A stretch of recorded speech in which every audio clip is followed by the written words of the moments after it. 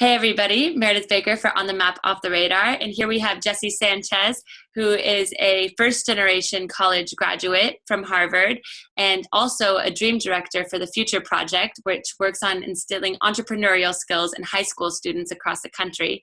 So today, Jesse joins us from a classroom in the school that he works in San Francisco. And he's going to talk to us a little bit about his personal journey and the importance of instilling these entrepreneurial skills like the work he does with the Future Project. So Jesse, thanks so much for taking the time. I know it's been crazy at the school that you're working at today, so I really appreciate you talking to us. Thank you very much for having me, and thank you all very much for tuning in. And could you start by telling us some of the biggest obstacles you faced on the road to college as a first generation college student? Absolutely. I was raised in inner city San Diego, in a place where there was a lot of poverty, U.S. poverty, a lot of gang violence and other obstacles there. My mom, who was able to raise our family by herself, she was a single mother. She raised us on less than $7,000 a year. So that provided a lot of different challenges in regards to making sure we had enough money to buy food, and enough money to buy different things that we needed for school, a place to stay a lot of times. So for me, a lot of the obstacles centered around that financial burden and also the environment in which I was raised. But luckily, with lots of hard work, and a lot of big dreams, you're able to overcome certain obstacles with the right resources and opportunities. And can you talk about what some of those resources were for you when you were preparing to go to college? What initially gave you that vision that this was something that you could do? Absolutely. My mother proved to be one of the best examples that I could ever model myself after. She was someone who had a work ethic like no one else I had ever met to this day. Her optimism was something that I also made sure to make a part of who I am, and always make sure to look at the bright side of things and try to find those opportunities when we least expect them to be there. Additionally, there was an organization called Reality Changers that helps first generation college students make it to college. And for me, that organization was the platform of leadership that I needed to make sure that I could further unlock my potential as a leader and make sure that I could envision a path to college and take those steps to get there, which was one of the most impactful experiences as a young person that I could have ever asked for. And what's amazing now is that you've graduated college and you're kind of paying it forward by your work with the Future Project. So could you give us a little background on the Future Project and what you do as a dream director? Absolutely. The Future Project is an organization completely dedicated to helping students live a life of passion and purpose. Because when you figure out what your passion is, you figure out what your purpose in life is, or at least begin exploring that, then there is this energy in life that is like literally ignited inside of you that makes you want to make sure that you can find every opportunity and take advantage of that opportunity to make sure that you're moving forward and making progress for whatever passion or purpose that you hope to further. How does the model work for the Future Project? Because they place dream directors in each school, correct? And then you kind of help guide kids through dreams that they have by giving them concrete steps into how to realize these throughout the course of the school year. Absolutely. So currently the Future Project is in 7 different cities across the country, and we are partnered with school districts in those cities to make sure that whichever dream directors come into the school district are embedded into a school that is a good fit for whatever reason. And as a dream director, I help facilitate experiences for young people to discover those passions and further explore what it means to have a purpose in life. So a lot of the big questions that we ask is why? Why do you even want to go to college? Why do you want to do this thing after school? Why do you hope to start this organization after school? A lot of these questions are ones that go unexplored simply because there isn't the avenue for that. So as a dream director, I help young people and some adults in the building as well try to better understand what it means to live a life of purpose. And what are you doing with your time, not only for yourself, but for others? And some examples of that in my school, at least, one of the workshops that I did was on what brings us joy.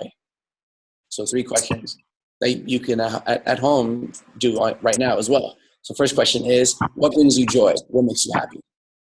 The second question is, why does that make you happy? Pretty important.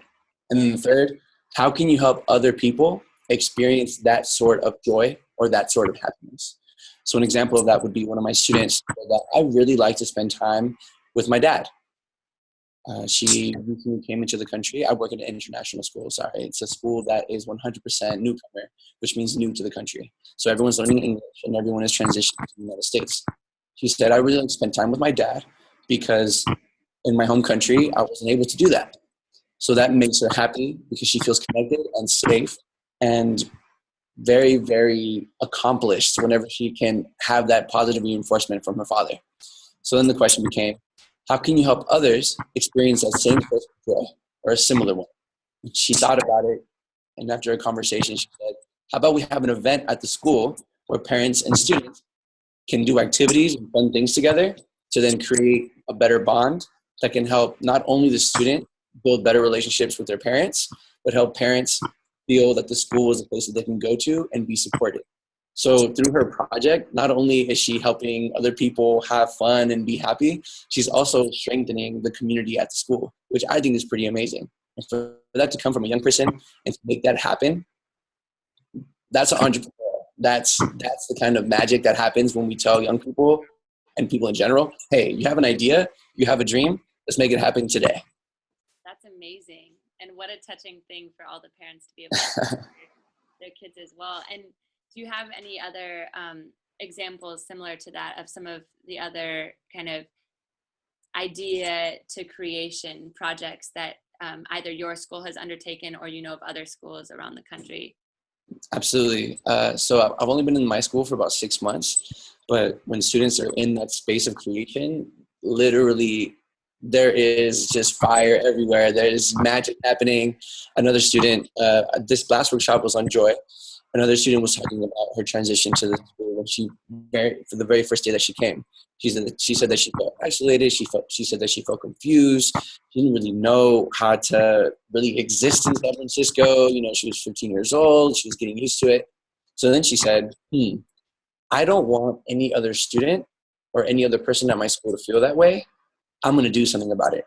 So she decided, in order to combat that, she was going to start a leadership group for students that are new to the school and new to the country and train them in public speaking and get them used to the resources that are available in the school and in the community.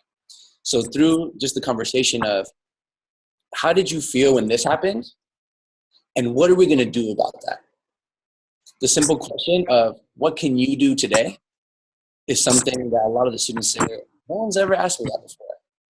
I can do this. Let's make it happen.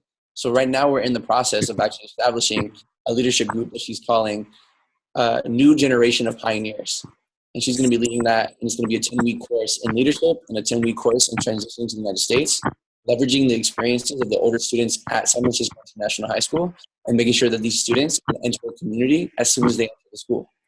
So it's just constant movement and constant ideas flowing and constant creation. So I'm very, very, very blessed to be where I'm at and be able to help facilitate that. That's amazing. Well, Jesse, thank you so much for sharing your story and also more about the future project, which I will be sure to include a link below for people who want more information. But this has been so wonderful, and it's really incredible how you've taken your experience and really used that to help other people kind of have a bigger vision for themselves and their communities as well. I think that's really fantastic, and I really appreciate you taking the time to share such an incredible story with us. Thank you very much for doing this. You're shining the spotlight on a lot of people that have incredible stories to share. So I'm glad I can share some of my student stories with you. Hopefully they'll be interviewed soon too. Yeah, no, definitely. There will be future On the Map, Off the Radar in the making. Well, thanks so much, Jesse, and I hope you guys enjoyed watching. Bye.